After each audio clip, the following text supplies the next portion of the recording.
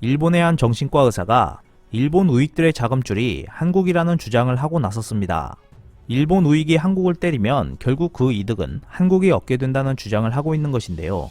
피커TV에서 자세한 내용 전해드리겠습니다. 일본에서 가두 선전 차량 등을 이용하여 자신의 정치 신조를 소리 높여 주장하는 이른바 우익으로 불리는 사람들, 그들은 대체 어디서 그 활동 자금을 얻고 있는 것일까요? 이러한 의문을 제시한 사람은 정신과 의사이자 영화 감독이기도 한 와다 히데키입니다. 와다 씨는 자신의 매일 매거진, TV에서도 라디오에서도 말할 수 없는 내 속마음을 통해 그들이 한국이나 중국을 때림으로써 누가 이득을 얻을 것인가를 고찰하며 그 자금원을 추리했습니다. 와다 씨의 이번 메인 테마 망상은 우익이라고 불리는 사람들을 뒤에서 조종하는 사람이 있다는 데서 출발합니다. 일본 TV 프로그램 아침 정보 와이드를 보고 있으면 출연자 오오탄이라고 하는 의사가 PCR 검사를 더 받게 하라는 주장을 할 때 인터넷 상에서 국가를 비판하지 말라고 하는 반응들이 불꽃처럼 치솟았고 그의 병원까지 몰려가는 사람이 있다는 이야기를 했습니다. 일본 경찰은 이런 내용에 대해선 진지하게 상대하지 않고 있습니다. 이를 두고 와다 씨는 중국은 정부가 경찰을 동원해 언론을 탄압하니까 이해하기가 쉽지만 일본의 경우 우익이라는 사람들을 내세워 언론 탄압과 사상 탄압을 하고 이들이 아무리 법에 저촉되는 일을 해도 경찰이 움직이지 않는다는 식의 간접적인 방식으로 탄압을 하고 있다고 주장했습니다. 이는 해외에서도 비판하기가 어렵고 일본 정부도 모른 척하고 넘어간다며 중국에서조차 요즘은 하지 않는 방식으로 상관없는 가족까지 피해를 주다 보니 훨씬 언론 봉사에 유효하고 물론 경찰도 모른다고 했습니다. 그는 확성기 등을 통한 소음도 허용되고 일본의 장래를 위해 없어서는 안 될 아기의 잠을 방해해도 경찰은 손도 대지 않는다고 전했습니다.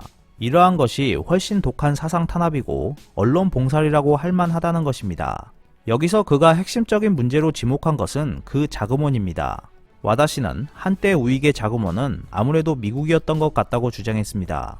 그는 미국 CIA의 중요한 업무 중 하나가 상대국 여론을 친미적으로 만드는 일이었는데 다만 CIA에도 심리학자를 고용하고 있어서 일반 대중이 싫어하는 우익에게 미국 만세를 외치면 역효과를 낼 수 있기 때문에 CIA는 보수 언론인들로 하여금 공산주의가 얼마나 무서운지를 알리게 하거나 반공 가두 선전 차량에 돈을 댄 것이라고 했습니다.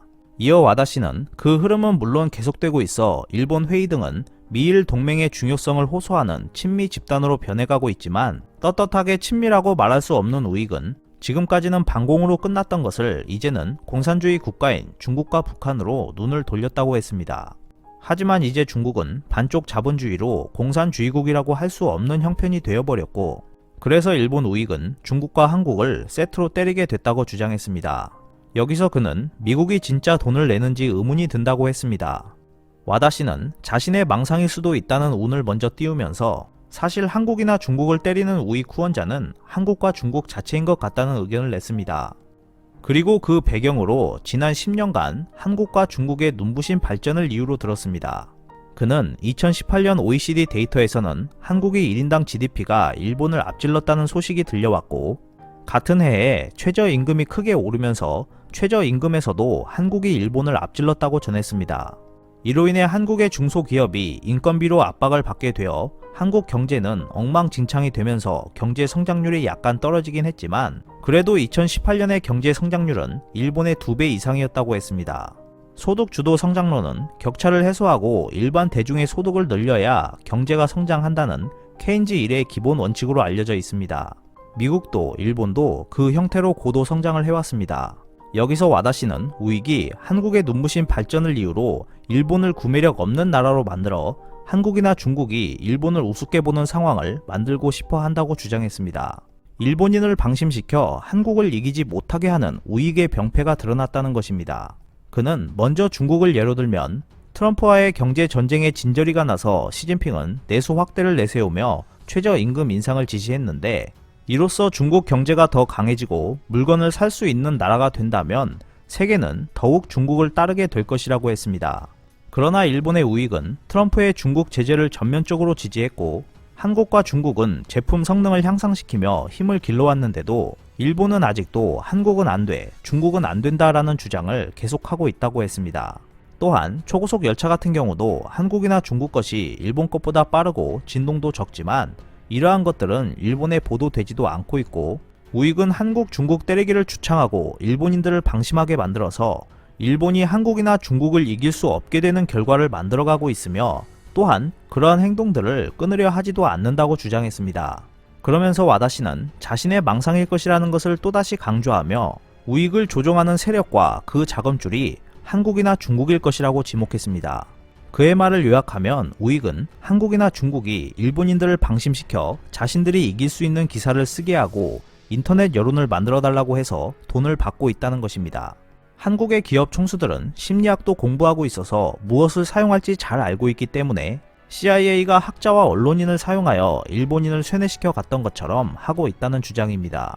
그는 90년대 중반부터 사교육 등으로 인해 일반 대중의 학력이 저하되고 한국의 아이들보다 학력이 뒤처지기 시작했다고 했습니다.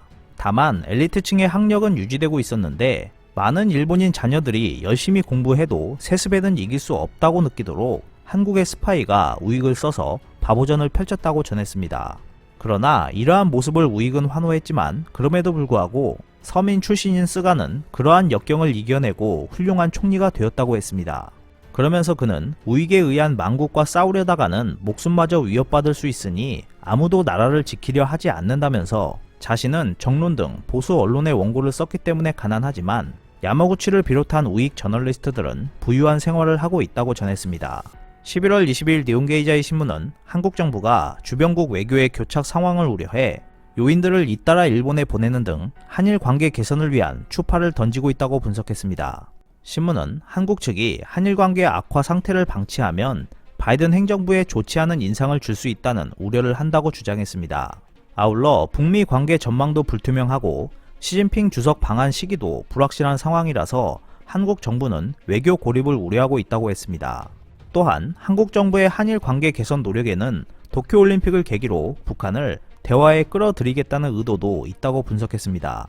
한국이 징용 문제를 도쿄올림픽 때까지 동결하자는 제안에도 일본 측은 간단히 응할 수 없는 상황에 있다고 주장했습니다.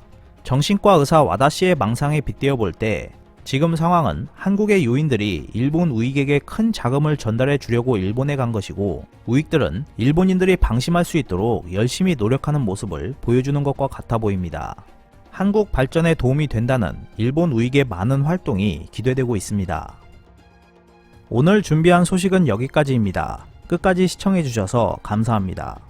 여러분의 좋아요와 구독은 영상 제작에 큰 힘이 됩니다. 앞으로도 피커TV에 많은 관심 부탁드리겠습니다. 오늘도 즐겁고 멋진 하루 보내세요. 다음 영상에서 뵙겠습니다.